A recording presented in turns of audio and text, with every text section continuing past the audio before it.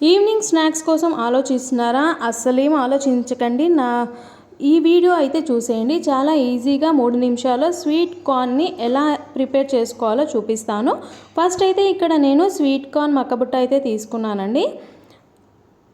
Sweet corn మక్కబుట్టనే తీసుకోవాలి, గారెలు వేసి మక్కబుట్ట అయితే తీసుకోవద్దండి. దీంతో ఈ కార్న్ రెసిపీ బాగుంటుందన్నమాట. చాలా ఈజీగా సింపుల్గా ప్రిపేర్ చేసేసుకోవచ్చు. ఫస్ట్ అయితే దీని పీల్ మొత్తం తీసేసి ఈ మక్కబుట్టని ఒక బౌల్లోకి ఒలిచేసుకోవాలన్నమాట. ఈ సీడ్స్ అన్ని మనం ఒక బౌల్లోకి వేసేసుకోవాలి.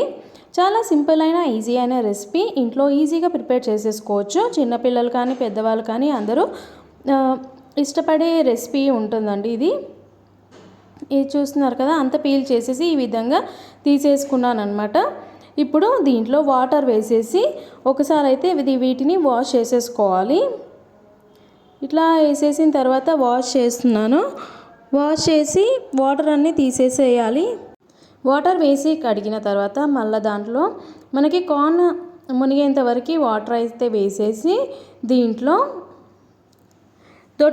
దొడ్డుప్పు గల్లుప్పు ఉంటుంది కదా, అదైతే ఒక 2.5 స్పూన్స్ అలా వేసేసి ఒకసారి మిక్స్ చేసేసి స్టవ్ వెలిగించి బౌల్ స్టవ్ పైన పెట్టేసి దీన్ని మీడియం ఫ్లేమ్లో ఉంచుకొని మనము ఉడికించుకోవాలన్నమాట. చూస్తున్నారు కదా, కార్న్ అయితే మనకి ఒక 5 to 10 మినిట్స్లో ఉడికిపోతుంది. ఇలా చూస్తున్నారు కదా, ఇలా ఉడికిన కార్న్ని ఒకసారి మనం స్పూన్తో తీసుకొని ఒక బౌల్లో పెట్టుకొని ఉడికిందా లేదా అని ఒకసారి చూసేసుకుంటే మనకి తెలిసిపోతుంది. ఈ కార్న్ అనేది మనకి ఉడికిపోయిందనమాట. నేనైతే దీన్ని స్ట్రైనర్లోకి వంపేసి వాటర్ అన్నీ వెళ్ళిపోయిన తర్వాత ఒక బౌల్లోకి అయితే ఈ స్వీట్ కార్న్ అనేది తీసుకుంటున్నాను.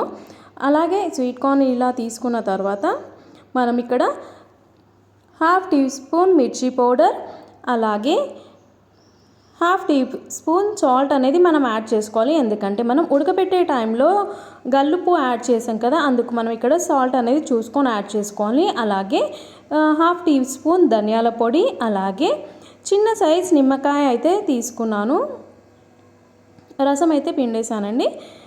వీటన్నిటిని మిక్స్ చేసేసుకుంటే మనకి ఈవినింగ్ స్నాక్స్కి కార్న్ ఇలా బాయిల్ చేసి స్నాక్స్లా చేసేసుకుంటే చాలా బాగుంటుందన్నమాట. దీంట్లో కొత్తిమీర కూడా వేసేసుకోవచ్చు. నేనైతే ఒక ప్లేట్లోకి తీసుకొని సర్వ్ చేసుకున్నాను. కొత్తిమీరతో గార్నిష్ చేసేసుకున్నాను. Evening snacks ready. Thank you for all.